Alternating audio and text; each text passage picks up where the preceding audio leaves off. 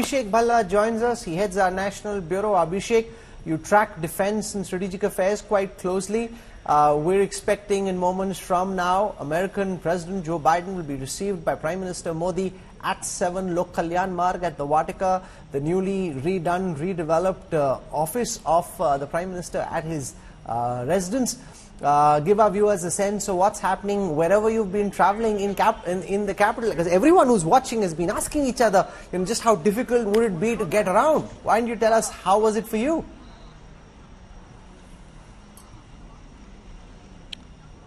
Well, Rahul, it was sort of a lockdown, but there were a lot of restrictions for movement. But at the same time, the authorities were making sure that if required, somebody in an emergency can get to where they have to.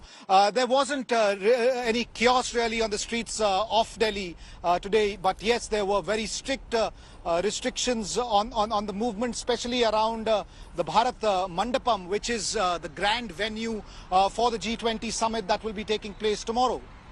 Okay, so we're expecting Canadian Prime Minister Justin Trudeau to land in moments from now. We're also expecting the Chinese Premier Li Qiang to come. Geeta, Mohan, I'm told that Emmanuel Macron will come tomorrow, but the whole thing starts early in the morning. He's coming late, so what's holding him back?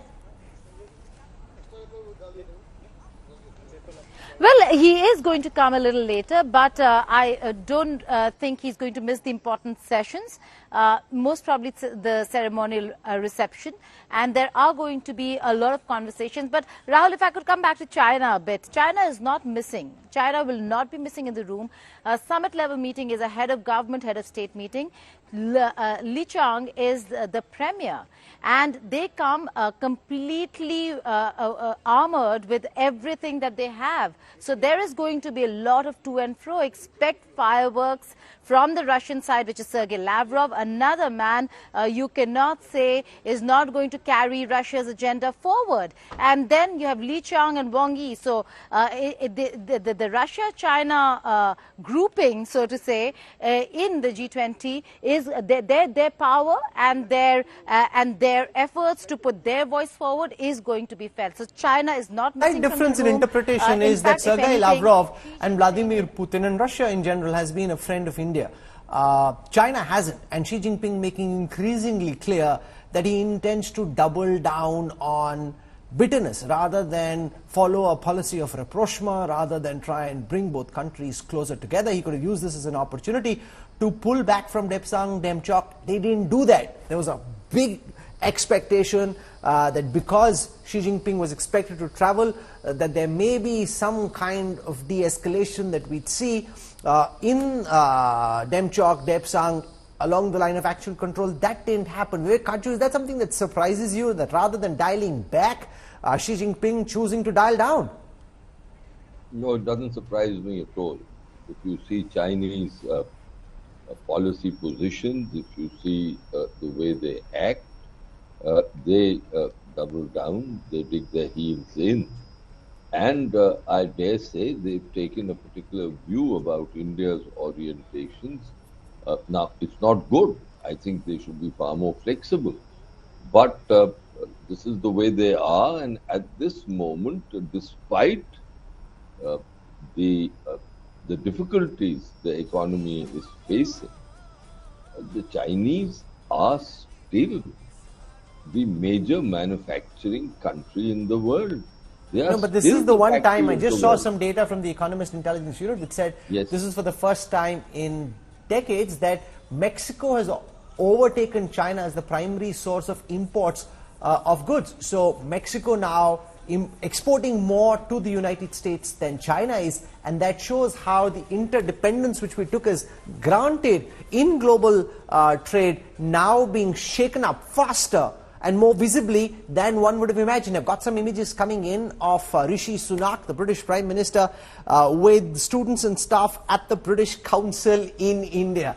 There he is on your screen right now, meeting the staff at the British Council in India, meeting students there, the staff there, Veena Sikri. Everyone, when they look at him, just also because of the way he appears and his overall disposition and the fact that he's married to Akshata Murthy, everyone says, oh, this is one of us. Yeah, I think that Prime Minister Rishi Sunak has been amazing, completely unabashed about his love for India, and saying even as he came on the plane that I'm a proud Hindu. So I think one can certainly see that the reaction, the interest of people to meet him is very high. His own family in India, I believe, has mounted a great welcome for him.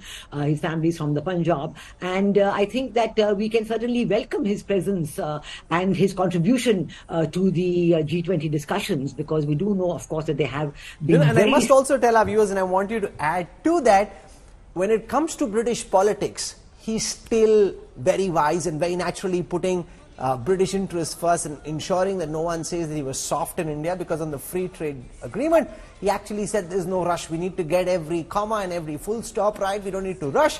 But when it comes to a visible public display of his Hinduness or of his Indian roots, he's very okay with that. So there is substance where he's very, very particular about British interests, and then there is this form where he's very happy embracing our culture. Oh, yes, I think this is a very, very positive approach, because certainly he is the British Prime Minister and he is expected to protect British national interests, and he's doing so very effectively. You know, the free trade agreement at one time, one plus former Boris Johnson, the one previous Prime Minister, he had promised it by Diwali of that year. Of course, nothing happened of that kind. But I do see that with Prime Minister Rishi Sunak putting forward the very serious points of view that they have, we could work towards a more effective and more easily implementable free trade agreement, which the UK government will firmly But they're very different personalities. Bojo, flamboyant politician, Rishi Sunak, much more a meritocratic technocrat, and that's where his focus